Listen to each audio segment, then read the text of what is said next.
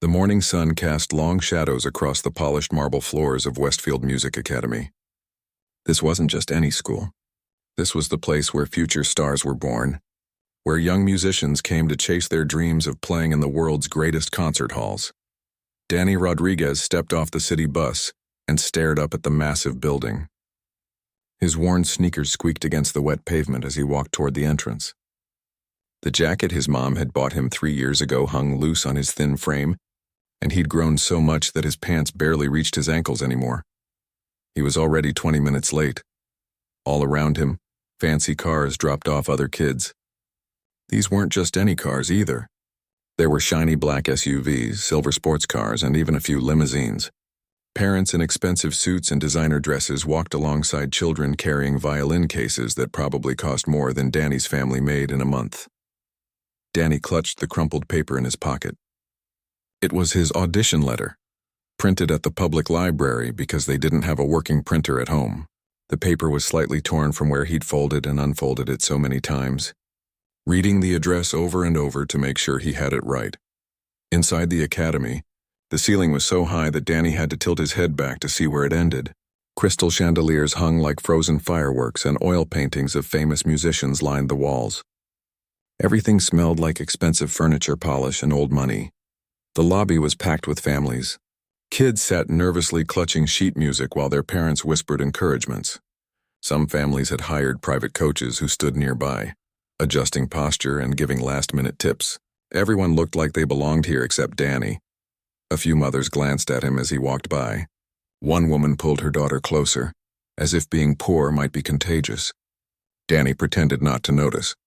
He'd gotten used to looks like that over the years. The registration desk sat in the center of the lobby like a command center.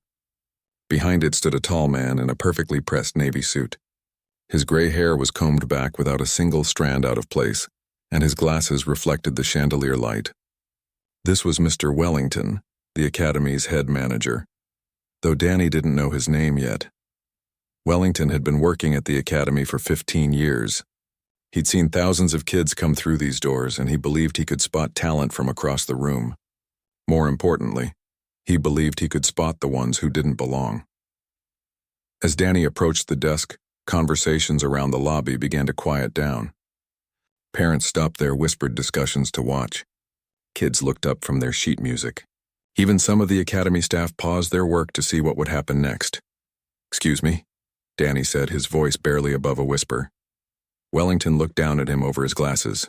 His eyes swept from Danny's scuffed shoes to his oversized jacket, taking in every detail that screamed, "Doesn't belong here." "Yes?" Wellington's tone suggested he was already annoyed by the interruption.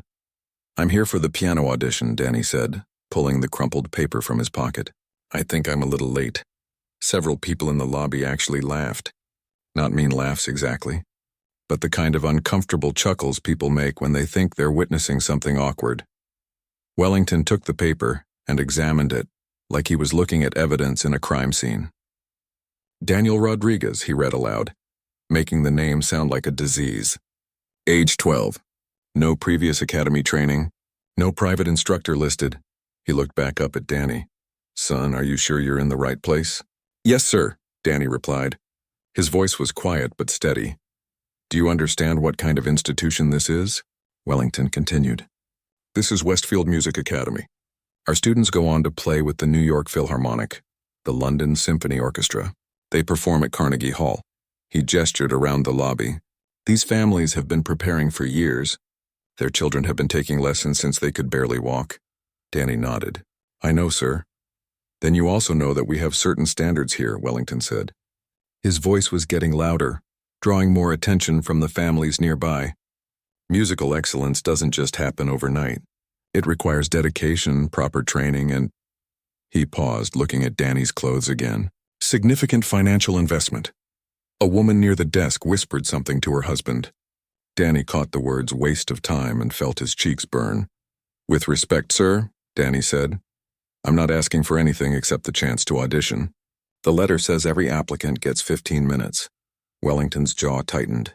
He wasn't used to being challenged, especially not by some kid from the wrong side of town.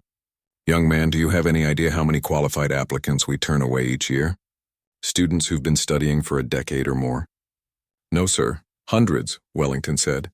Students with perfect technique, students who've won competitions, students whose parents have donated generously to this institution. He leaned forward across the desk. What makes you think you could possibly compete with that? The lobby had gone completely quiet now. Even the toddlers seemed to sense the tension and had stopped their chattering. All eyes were on Danny and Wellington. Danny took a deep breath. His mom always told him that the worst thing you could do was give up before you even tried. I guess I won't know unless I play, he said simply. That's when Wellington made the decision that would change everything. Maybe it was the stress of the audition day, or maybe he was just tired of dealing with what he saw as time wasters.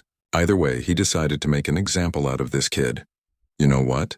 Wellington said loudly, making sure everyone in the lobby could hear him. I'll make you a deal, young man. He stepped out from behind the desk so he was standing in full view of the crowd.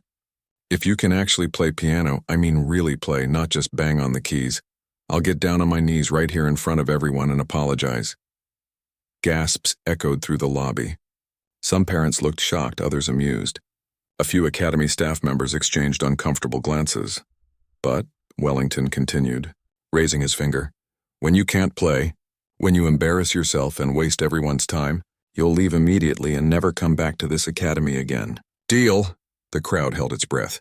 This wasn't just an audition anymore. This was a public challenge, a moment that would either humble a uppity kid or expose a manager's cruelty. Danny looked around the lobby at all the faces staring at him. Some looked sympathetic, others seemed entertained, and a few appeared genuinely curious about what would happen next. He turned back to Wellington and met his gaze directly. Which piano would you like me to use? Danny asked. Wellington's confident smirk faltered for just a moment. He hadn't expected such a calm response. Most kids would have backed down by now, maybe even run out of the building in tears. But this boy just stood there waiting for an answer like they were discussing the weather. The grand piano, Wellington said, pointing toward the main audition room. The Steinway Model D, it's worth more than most people's houses. He crossed his arms. I hope you're not planning to damage it with whatever amateur nonsense you think passes for piano playing. Danny nodded and started walking toward the audition room. The crowd of families followed like they were watching a parade. Some parents pulled out their phones, sensing that something memorable was about to happen. Others whispered to their children, using this as a teaching moment about what happens when you reach beyond your station. Mrs. Chen, whose daughter had been taking piano lessons for 8 years, shook her head sadly. That poor boy, she murmured to her husband. Someone should have told him this wasn't the place for him. But not everyone in the crowd felt sorry for Danny. Some were genuinely curious. Dr. Patterson, a music professor who sometimes judged auditions, found himself intrigued. There was something about the boy's composure that seemed unusual. Most kids facing this kind of pressure would be shaking by now. The audition room was magnificent. High ceilings stretched up toward stained glass windows that painted colorful patterns on the polished wood floor. But the centerpiece was the piano itself, a gleaming black Steinway grand that looked like it belonged in a concert hall. Wellington positioned himself near the piano, making sure everyone could see him. Ladies and gentlemen, he announced like a circus ringmaster, we're about to witness what happens when preparation meets opportunity. He paused for dramatic effect. Or in this case, what happens when lack of preparation meets reality. Several people chuckled. A few children giggled behind their hands. Danny approached the piano bench slowly. He'd never seen an instrument this beautiful up close. Back home, he practiced on an old electric keyboard at the community center. Half the keys stuck and it was always out of tune. Before that, he'd learned on a broken piano at his elementary school, one that had been donated years ago and never properly maintained.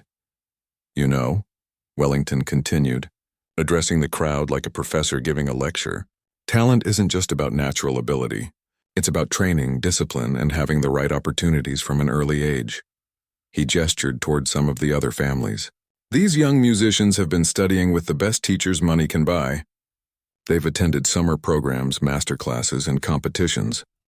Danny sat down on the bench and adjusted the height. The piano bench was nicer than any chair in his apartment. Take young Jennifer Chen, for example, Wellington said, pointing to a girl near the front of the crowd.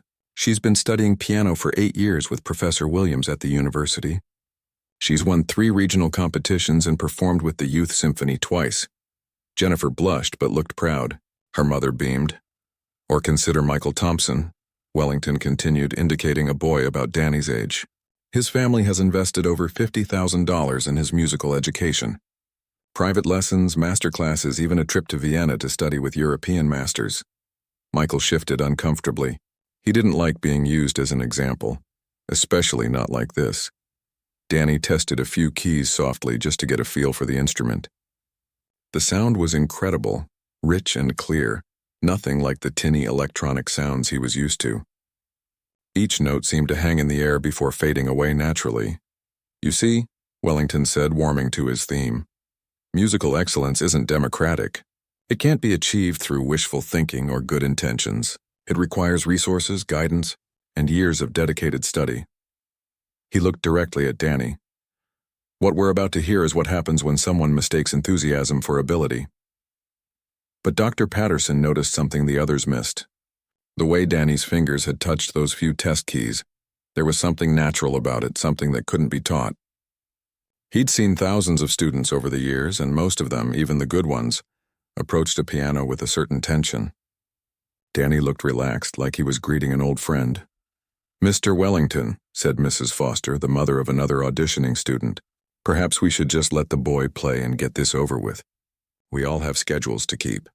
"Of course," Wellington replied, "but I think it's important that everyone understand what they're witnessing.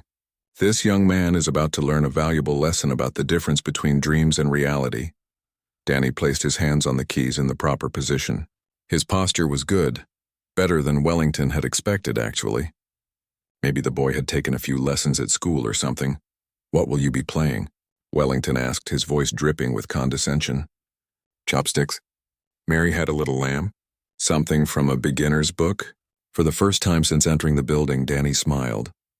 Not a nervous smile or an uncertain smile, but the kind of smile someone gets when they know a secret that nobody else knows. "I was thinking about starting with something by Chopin," Danny said quietly. "The Minute Waltz, if that's okay with you." The room went dead silent. The Minute Waltz was no beginner's piece. It was fast, technically demanding, and required years of study to master. Even some of the advanced students in the room weren't sure they could play it properly. Wellington's eyebrows shot up. "The Minute Waltz?" he repeated. "Young man, do you have any idea how difficult that piece is?" "Yes, sir," Danny replied. "But I can play something else if you'd prefer." Several parents exchanged glances. This was either going to be spectacular or spectacularly embarrassing. Dr. Patterson stepped forward. "Son," he said gently, "the Minute Waltz is a piece that most pianists don't attempt until they've been playing for at least 5 or 6 years. Are you sure that's what you want to play?" Danny looked up at him. "I've been playing for 5 years, sir. Just not the way most people do it." "What does that mean?" Wellington demanded. Danny took a deep breath. He'd never talked about his musical journey in front of strangers before, but something about this moment felt important. "I learned by watching videos on the library computer and practicing on whatever keyboards I could find.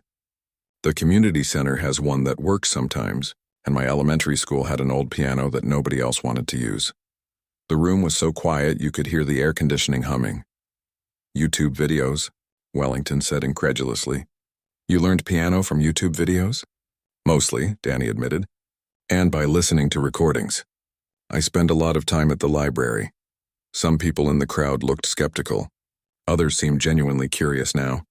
Learning piano from YouTube seemed impossible, but there was something about Danny's confidence that was hard to ignore. Wellington shook his head. "This is exactly what I'm talking about," he announced to the room. "The internet has convinced everyone that they can become experts without proper instruction. You cannot learn piano from watching videos." Danny's hands found the starting position for the Minute Waltz. "I guess we'll find out," he said softly, and then, without any more hesitation, he began to play. The first notes that came from the Steinway were soft and careful. Danny's fingers moved across the keys like he was introducing himself to the instrument. But even those gentle opening phrases made several people in the room straighten up and pay closer attention. Mrs. Chen stopped whispering to her husband mid-sentence. Her daughter Jennifer, who had been fidgeting with her sheet music, looked up from her papers. Even some of the younger children stopped their restless movements to listen. The opening of the minute waltz is deceptively simple, a flowing melody that sounds almost casual if you don't know what's coming next. But Danny's touch was already revealing something unexpected. The notes weren't just correct. They had a quality that spoke to anyone who understood music. Dr. Patterson felt a chill run down his spine. In 30 years of teaching, he'd heard this piece played hundreds of times by students at every level. But there was something in Danny's interpretation, even in these first few measures, that was different. The boy wasn't just playing the notes. He was speaking through them. Wellington, however, was still confident. The beginning of the minute waltz wasn't particularly challenging. Anyone who'd practiced it enough could manage the opening section. He crossed his arms and waited for the inevitable breakdown when the piece became more demanding. But as Danny moved into the first variation, something remarkable began to happen. His left hand established the rhythm with perfect precision while his right hand danced through the melody with an ease that shouldn't have been possible for a self-taught 12-year-old. "Oh, my God," whispered Mrs. Foster. Her son had been working on this exact piece for 6 months and still struggled with some of the faster passages, but Danny was playing them like he'd been born knowing how. The minute waltz got its nickname because people thought it could be played in 1 minute, though that wasn't actually true. The piece required about 90 seconds when played properly, and that was only if you could handle the technical demands. Many students rushed through it, making mistakes in their hurry to finish quickly. Danny wasn't rushing. He was taking his time, letting each phrase breathe naturally while maintaining the precise tempo that made the piece so challenging. His fingers moved with a fluidity that comes from years of practice. But there was also something else, an understanding of the music that went beyond mere technique. Jennifer Chen watched Danny's hands with growing amazement. She'd been playing piano for 8 years, had excellent teachers, and practiced 2 hours every day. But she could see things in Danny's technique that her instructors had been trying to teach her for months. His wrists were perfectly positioned. His finger independence was remarkable, and the way he used the pedals, creating just enough resonance, without muddying the fast passages, showed an understanding of the instrument that usually took years to develop. "This isn't possible," she whispered to her mother. Dr. Patterson was thinking the same thing. He'd moved closer to the piano, studying Danny's hand position and technique. What he was seeing defied everything he knew about musical education. Proper piano technique required years of careful instruction to develop. You couldn't just learn it from watching videos. And yet, here was this boy playing with form that would make his advanced students jealous. Wellington's confident smile was beginning to fade. The boy was actually playing the piece correctly, not just hitting the right notes, but playing with proper technique, good timing, and even some musical expression. This wasn't what was supposed to happen. As Danny moved into the middle section of the waltz, the technical demands increased dramatically. This was where most amateur players fell apart, where the left hand had to maintain complex patterns while the right hand navigated increasingly difficult runs and jumps. But Danny sailed through it like he was taking a casual stroll. His left hand kept the accompaniment steady and strong, while his right hand made the melody sing above it. The fast passages that tripped up so many students flowed from his fingers like water. "Impossible," muttered Professor Williams, who taught at the local university.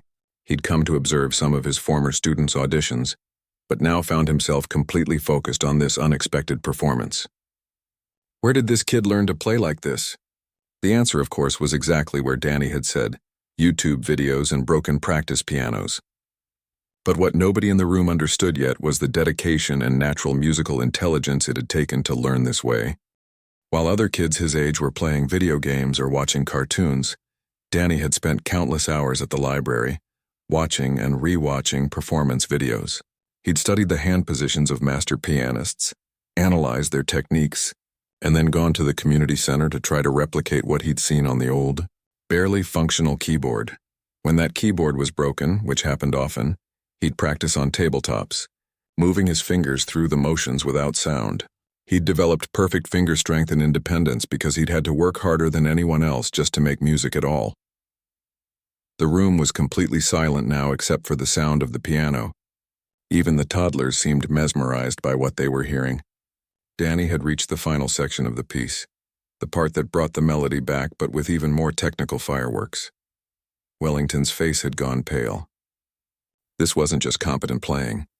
This was approaching the level of his best students.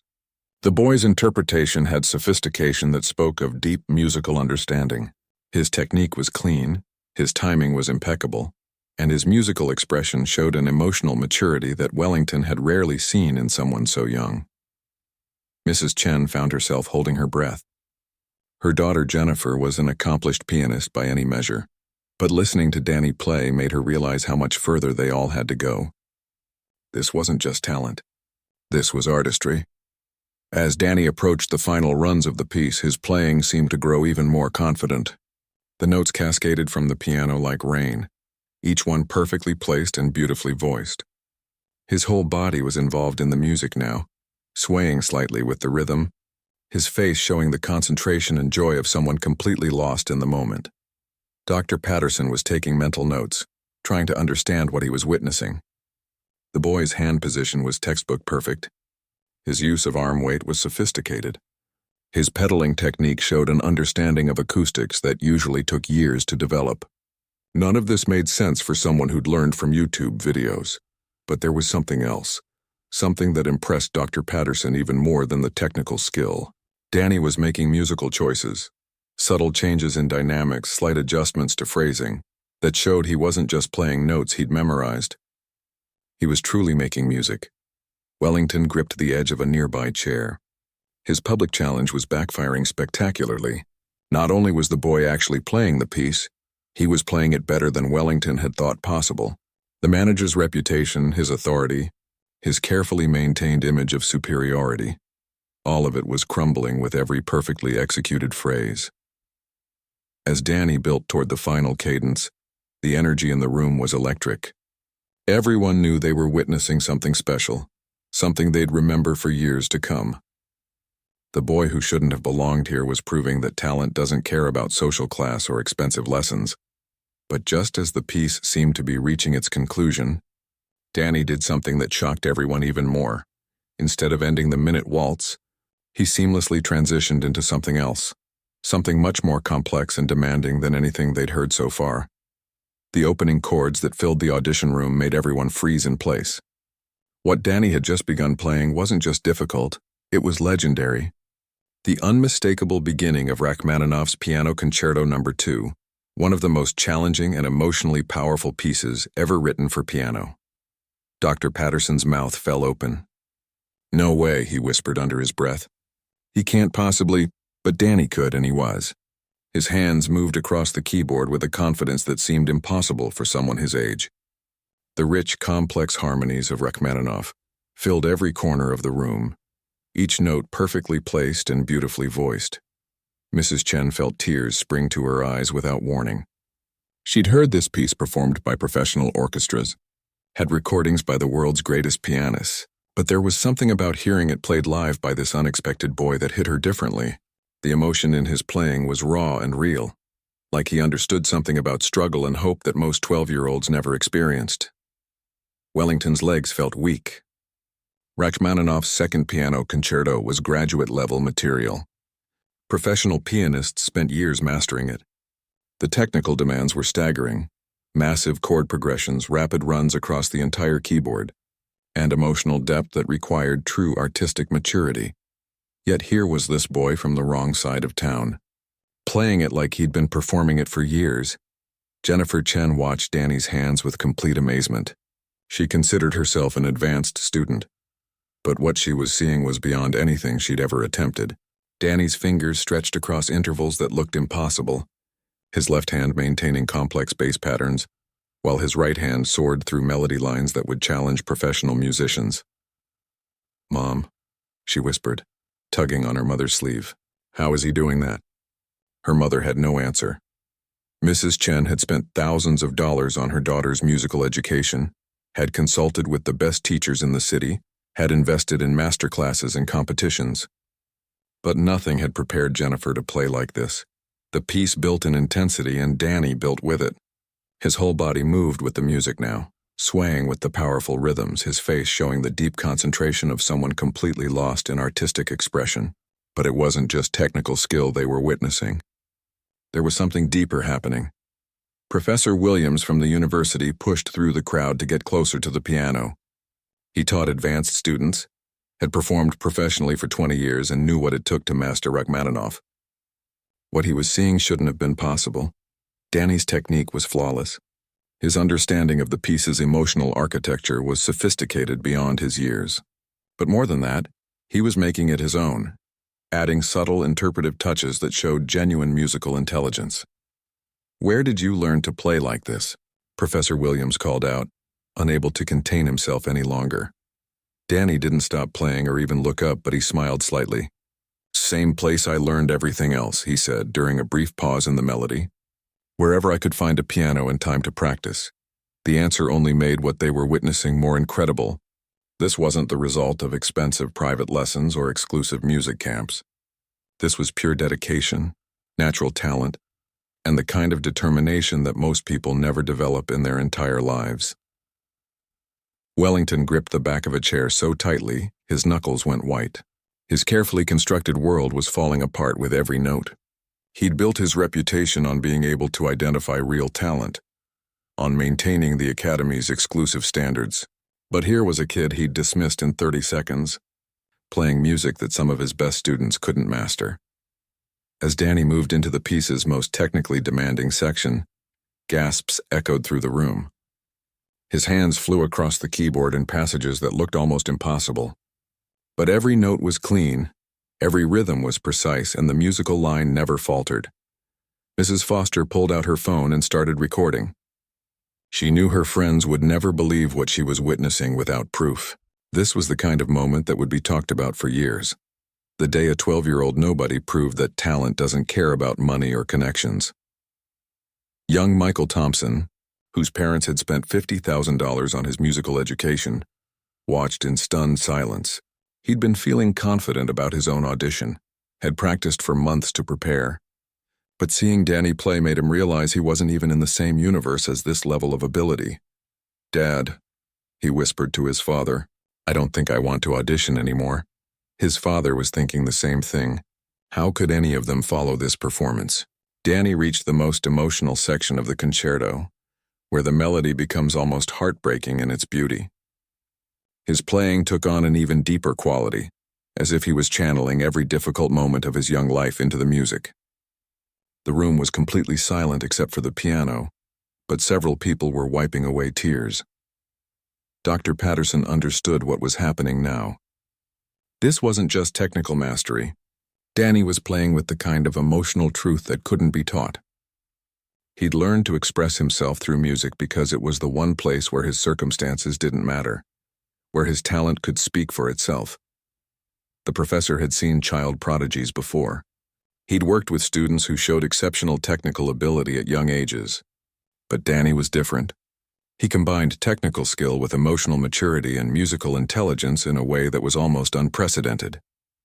As the piece built toward its climactic ending, Danny's playing became even more powerful.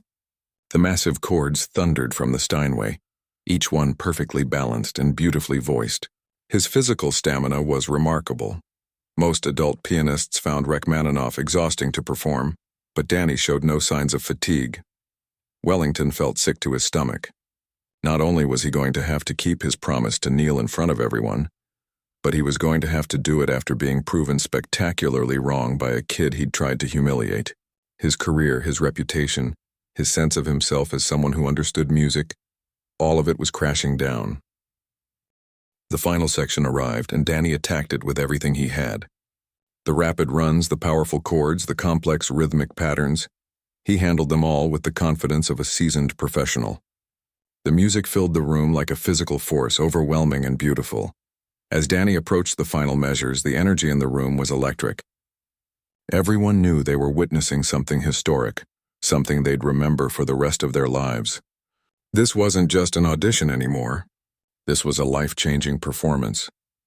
The last chord rang out across the silent room, hanging in the air for what seemed like forever. Danny's hands remained on the keys for a moment, his head bowed slightly. breathing hard from the physical and emotional intensity of the performance. Then, slowly, he looked up at Wellington with the same calm expression he'd worn all morning. "Was that okay?" he asked quietly. For several seconds, nobody moved. The last notes of Rachmaninoff still seemed to echo in the air, and everyone in the room was trying to process what they'd just witnessed. Danny sat at the piano bench looking around at the faces staring back at him, waiting for someone to say something. Then the silence broke all at once. "Incredible," Dr. Patterson shouted, starting to clap. "Absolutely incredible." The applause that followed was thunderous. Mrs. Chen was crying openly now, applauding so hard her hands hurt. Professor Williams was shaking his head in amazement while he clapped. Even the other kids who'd been waiting to audition were applauding, despite knowing that following Danny's performance would be nearly impossible. But all eyes gradually turned to Wellington, who stood frozen near the piano like a statue. His face had gone completely pale and his hands trembled slightly at his sides. He'd made a public promise, and everyone in the room remembered exactly what he'd said. "Mr. Wellington," Dr. Patterson called out, his voice cutting through the applause, "I believe you had something you wanted to say." Wellington looked around the room at all the faces watching him. There was no way out. No excuse he could make. No technicality he could point to. Danny had done exactly what Wellington had claimed was impossible. Not just played piano, but played it with a skill that left everyone speechless. Slowly, deliberately, Wellington walked to the center of the room where everyone could see him. His expensive suit, his perfectly styled hair, his air of authority, none of it mattered now. He looked at Danny, who was still sitting at the piano bench, watching him with those same calm eyes. Then Wellington did something he hadn't done in decades. He got down on his knees. The room went completely quiet again. Some people pulled out their phones to capture the moment. Others just stared in shock. The man who'd spent his career looking down on people he deemed not good enough was now kneeling in front of a 12-year-old boy from the wrong side of town. "I was wrong," Wellington said, his voice barely above a whisper at first, then louder. "I was completely, utterly wrong." Danny got up from the piano bench and walked over to where Wellington was kneeling. Instead of looking triumphant or satisfied with his victory, the boy looked genuinely concerned. "Mr. Wellington," Danny said softly, "you don't have to stay down there. I know you didn't mean anything bad by what you said." But Wellington shook his head. "No, son, I did mean something bad. I looked at your clothes, I heard where you came from, and I decided you weren't worth my time. I tried to humiliate you in front of all these people because I thought I was better than you." The honesty in his voice was painful to hear. Several people in the crowd looked uncomfortable, recognizing their own prejudices in Wellington's words. "I've spent 15 years at this academy," Wellington continued, "and I thought I knew everything about talent and music. But you just taught me that I don't know anything at all." Danny extended his hand to help Wellington up. "Music doesn't care where you come from or what clothes you wear," he said simply. "It just cares if you love it enough to work at it." Wellington took the boy's hand and stood up slowly. His knees hurt from kneeling on the hard floor, but that was nothing compared to how much his pride hurt. And strangely, it was the kind of hurt that felt like healing. "Danny," Wellington said, using the boy's first name for the first time, "I owe you more than just an apology. I owe you the chance I tried to take away." He turned to address the room. "This young man isn't just accepted into Westfield Academy. He's being offered our full scholarship program. We'll cover his tuition, provide him with a practice space, and arrange for private lessons with our best instructors." The crowd erupted in applause again, but Wellington wasn't finished. "More than that," he continued, "we're going to make sure his family has the support they need. Transportation, instruments, whatever it takes to make sure nothing stands in the way of this incredible talent." Danny's eyes went wide. He'd hoped just to get a chance to audition. He'd never imagined anything like this. Mrs. Chen stepped forward. "If I may," she said, her voice still shaky with emotion. "My husband owns a music store downtown. Danny, I'd like to donate a piano to your family. A real one, not just a keyboard." Other voices started speaking up around the room. "My law firm handles scholarships for underprivileged kids," called out Mr. Foster. "We'd love to help with any other educational expenses." "I run a summer music camp," added Professor Williams. "Danny, you'd be welcome there any time, completely free of charge." Danny looked around at all these people who, 20 minutes ago, had been strangers looking at him with suspicion. Now they were offering help he'd never dreamed of receiving. "I don't know what to say," he managed. "Say you'll keep playing," Wellington said. "Say you'll keep making music because the world needs to hear what you can do." As the crowd began to disperse, buzzing with conversation about what they'd witnessed, Wellington pulled Danny aside. "Son," he said quietly, "I need you to understand something. What happened here today changed me. I've been doing this job for 15 years, and I've turned away kids just like you because I thought I knew better. I'm going to do things differently from now on." Danny nodded. "Everyone makes mistakes, Mr. Wellington. The important thing is learning from them." The wisdom in those words, coming from a 12-year-old, hit Wellington like a physical blow. This boy had every right to be angry, every reason to hold a grudge. Instead, he was offering forgiveness and understanding. 6 months later, Danny Rodriguez became the youngest student ever to perform with the City Symphony Orchestra. The local newspaper ran a front-page story about the boy who'd learned piano from YouTube videos and gone on to astound the classical music world. But the bigger story was what happened to Wellington. True to his word, he completely changed how the Academy evaluated students. He started outreach programs in underserved communities, looking for talented kids who might otherwise never get a chance. He instituted blind auditions where students played behind screens, so no one could judge them based on appearance. The Academy began to change too. Instead of being just another exclusive institution for wealthy families, it became a place where real talent was recognized and nurtured, regardless of background. And every morning, Wellington looked at the photo on his desk, a picture of himself kneeling in front of Danny after that unforgettable performance. He kept it there not to remember his humiliation, but to remember the most important lesson of his career, that talent doesn't come with a pedigree, and the most extraordinary gifts sometimes arrive in the most unexpected packages. Danny never forgot that day either. Years later, when he became a world-renowned pianist, he always made time to visit schools in underprivileged neighborhoods, telling kids that their circumstances didn't define their possibilities. Because sometimes, the most beautiful music comes from the most unexpected places.